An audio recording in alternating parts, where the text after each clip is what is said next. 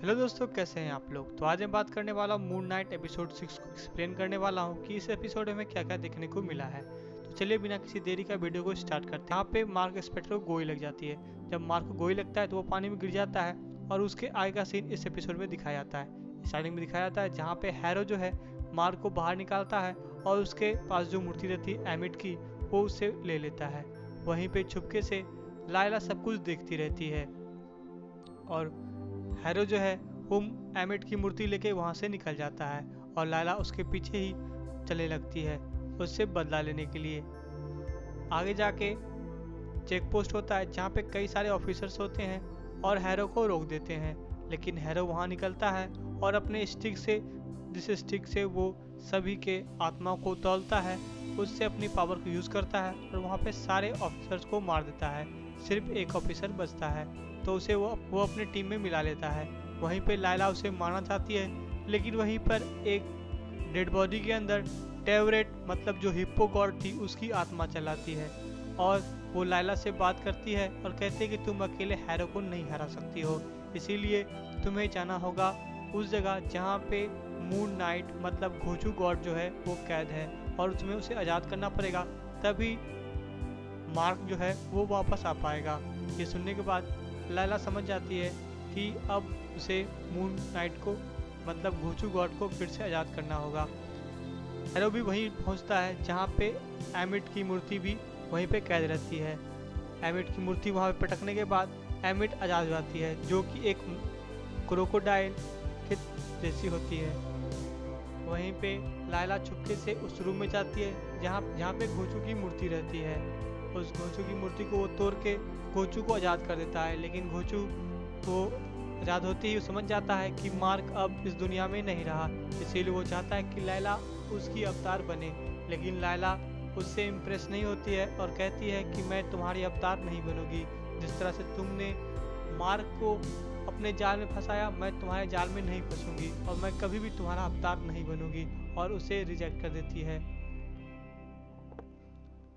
और उधर harrow emit को आज़ाद करने के बाद एमिट को धीरे धीरे सारे लोगों का आर्ट को तौलने लगता है कि कौन पवित्र है और कौन बुरा आदमी है, और उसके बाद उनकी जान लेने लगता है।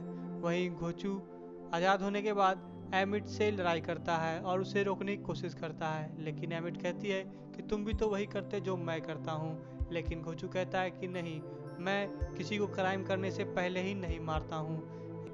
वहीं दूसरी तरफ हमें मार्क को दिखाया जाता है, जो कि आपने एपिसोड 5 में देखा होगा कि किसी अलग ही जगह पे चला जाता है, किसी हेवन टाइप में। वहाँ पे उसे हिप्पो गॉड कहती है कि तुम्हारा दिल जो है वो बैलेंस हो चुका है, लेकिन मार्क जो है वो स्टीव को वापस लाने चला जाता है और कहता है कि मैं बिना स्टीव कुछ नहीं कर सकता हूँ, और वो स्टीव को लाने के लिए उस रेगिस्तान में फिर चला जाता है।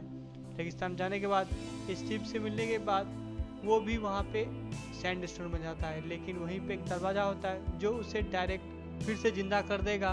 वो खुल जाता है और दोनों फिर से ठीक हो जाता है। ठीक होने के बाद वो दरवाजे से इस पार जैसे ही आता है, मतलब जहाँ पे मार्क की बॉडी मरी पड़ी रहती है, जहाँ पे मार्क को गोली लग गया था, वहाँ पे उसकी आत्मा वापस चली आती है। और जैसे ही उसकी आत्मा आती है, घोचू के पास जाता है कि मार्क फिर से जिंदा हो गया है, इसीलिए उसे हील करने के लिए वो वहाँ चला आता है और मार्क फिर से मून नाइट बन जाता है। मून नाइट बनने के बाद मार्क हैरो को रोकना चाहता है, हैरो के साथ फाइट करता है और बहुत ट्राई करने के बाद उसे रोक नहीं पाता है। लेकिन अचानक से इस फाइट के सीन के बीच में ही एक गजब का सीन होता है, जहाँ पे मार्क और स्टीव ब्लैक आउट हो जाते हैं, और जब वो वापस आता है तो मार्क देखता है कि सारे लोग मर चुके हैं, यहाँ तक कि हैरो जो है वो भी उसके सामने मरा पड़ा है और उसकी जो स्टिक थी वो उसके हाथ में है।